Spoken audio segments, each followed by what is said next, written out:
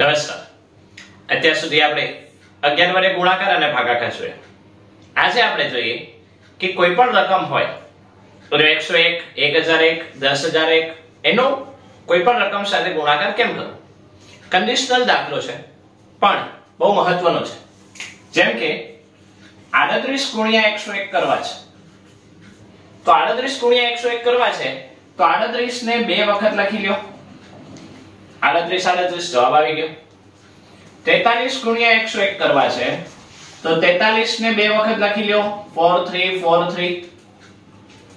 માની લો કે તમારે 85 મલ્ટીપ્લાય બાય 101 કરવા છે તો 85 બે વખત લખી લ્યો. તમારો જવાબ મળી જાય. આ વૈદિક મેથ્સ નો એક સ્પેસિફિક દાખલો છે. હવે એક્ઝામમાં કઈ રીતના પૂછાય તો કે એક્ઝામમાં આવી રીતના આવે કે 13 મલ્ટીપ્લાય બાય 404. તો આપણે આને આવી રીતના લખી શકીએ કે 404 એટલે 4 ગુણ્યા 101. હવે 13 4 52 અને 52 નો 101 વડે ગુણાકાર કરવો છે તો 52 અને 52 બે વખત લખો, જવાબ મળી જાય. તો આવી રીતના કોઈ પણ રકમનો 101 વડે ગુણાકાર આપણે કરી શકીએ. હવે કન્ડિશન શું છે તો કે અહીંયા 101 માં એક 0 છે વચ્ચે, આંકડા બે હોવા જોઈએ. તો 1001 વડે ગુણાકાર કરવો હોય તો આંકડા 3 હોવા જોઈએ. 10001 હોય તો આંકડા 4 હોવા જોઈએ. એટલે કે જેટલા વચ્ચે શૂન્ય છે એના કરતા વધુ એક આંકડો હોય ત્યારે આપણે આવી રીતના દાખલો ગણી શકીએ. હજુ બે ત્રણ દાખલા જોઈએ. 854 મલ્ટીપ્લાય બાય 1001. અહીંયા બે 0 છે તો બે 0 છે તો એક સંખ્યા વધુ એટલે કે ત્રણ આંકડા હોવા જોઈએ.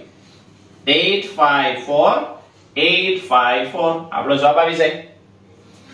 અહીંયા જોઈએ 3 4 5 7 ચાર આંકડા છે તો વચ્ચે 3 0 હોવા જોઈએ. તો 3 4 5 7 3 4 5 7. આ રીતના જેટલા અંક છે એના કરતા એક અંક ઓછો 0 એટલે કે 3 અંક છે તો બે 0 હોવા જોઈએ. 4 અંક છે તો 3 0 હોવા જોઈએ. હવે આમ હોય તો 84 મલ્ટીપ્લાય બાય 10001.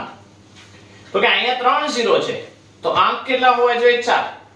પણ 4 અંક નથી તો આપણે આગળ બે 0 મૂકી શકીએ કે નહીં? હવે કોપી કરો.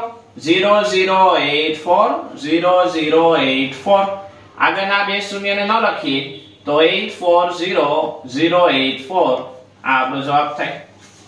તો આવી રીતના આ કોઈ પણ રકમનો ગુણાકાર જ્યારે બે અંક હોય ત્યારે 101 વડે, 3 અંક હોય તો 1001 વડે, 4 અંક હોય તો 10001 વડે આવી રીતના કોઈ પણ અંકનો ગુણાકાર કરી શકીએ.